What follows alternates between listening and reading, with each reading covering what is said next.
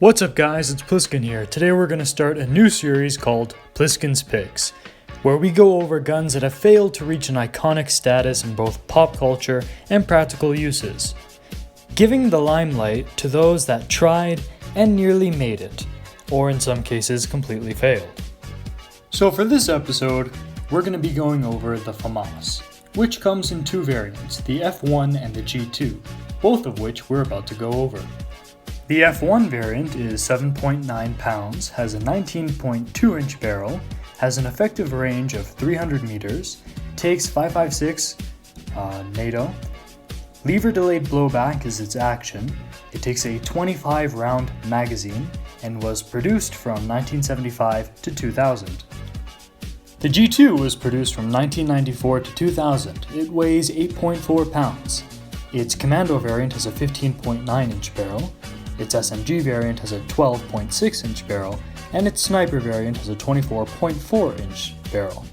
It has an effective range of 450 meters, it takes 30 round Stanag magazines, still takes the 5.56 and still has lever delay blowback. The story of the FAMAS starts during the 1960s, where most of Europe was adopting the FAL or G3.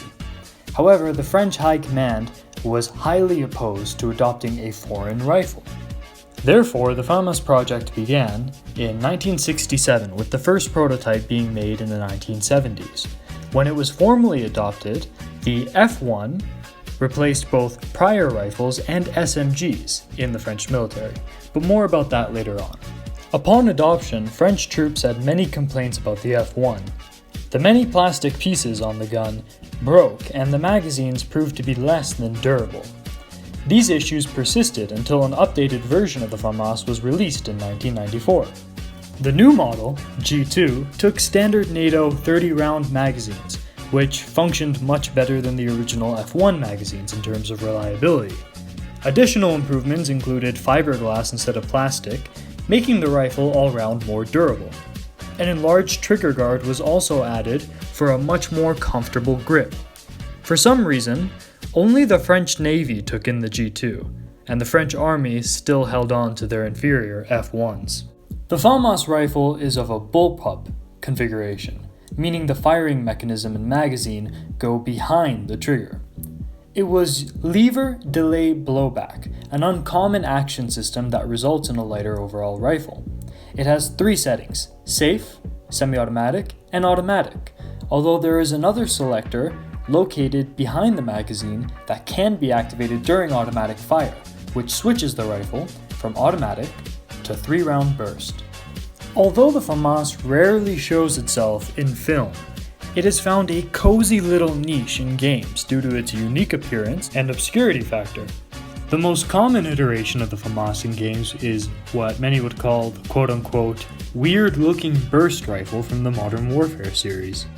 These games feature the common F1 variant.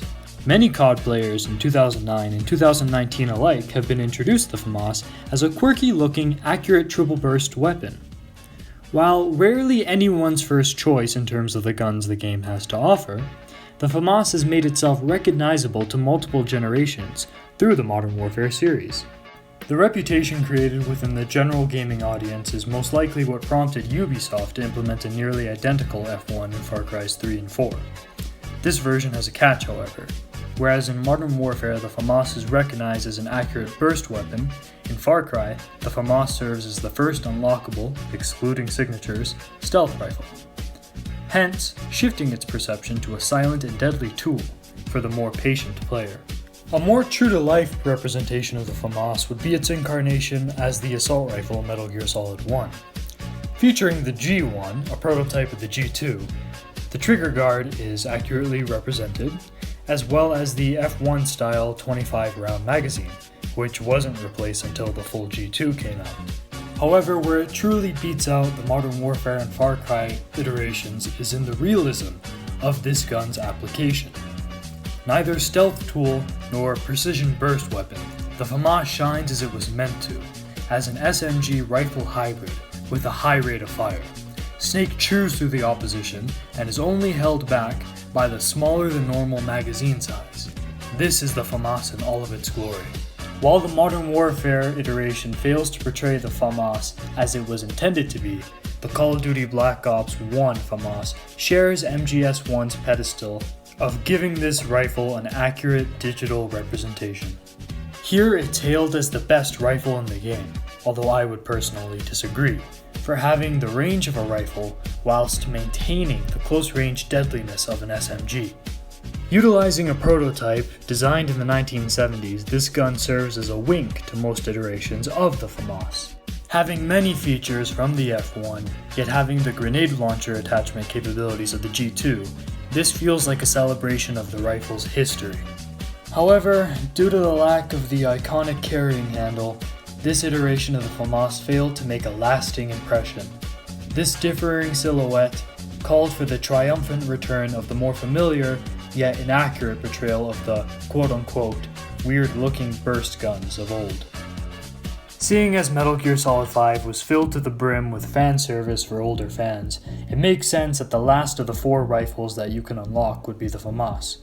Well, kind of. 5 takes the approach to guns where rather than having them be real portrayals of real weapons, they are instead invocative of a certain group of weapons.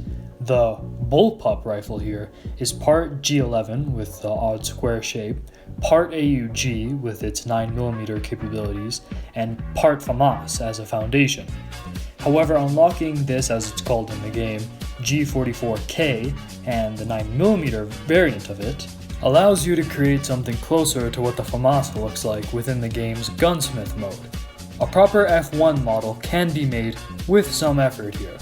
However, overall, this game portrays the FAMAS as a super version of itself, making it a lot more modular than it ever was in real life.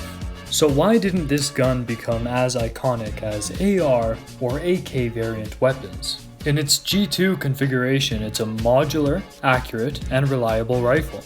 It's battle-proven and had a decent runtime of 25 years roughly within the French military. The FAMAS isn't a bad gun. It's just that there are too many rifles that can do everything it does better. For example, piston-driven AR pattern rifles like the 416, the rifle that replaced the FAMAS, are much more modular and reliable.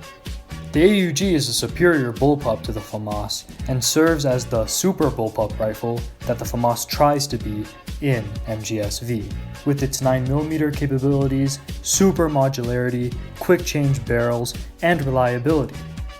That is the inherent problem with the FAMAS platform. It fails to live up to the A-tier systems that we use today. It's a B-tier weapon in its G2 form, for being a solid modular rifle, weighed down by its inferiority in the face of competition. Its weight, lack of uber modularity offered by piston ARs in the AUG, and snail pace to come up to date with modern guns during the transition between F1 to G2 are what keeps the FAMAS from ever becoming an iconic contemporary weapon.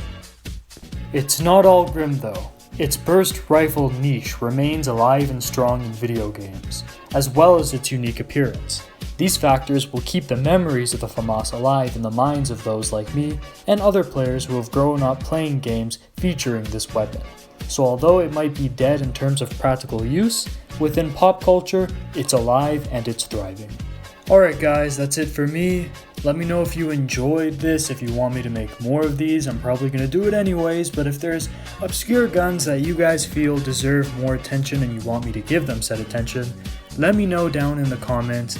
This has been Pliskin, doing the best to have fun in quarantine. Hope y'all are staying safe and healthy. Over and out.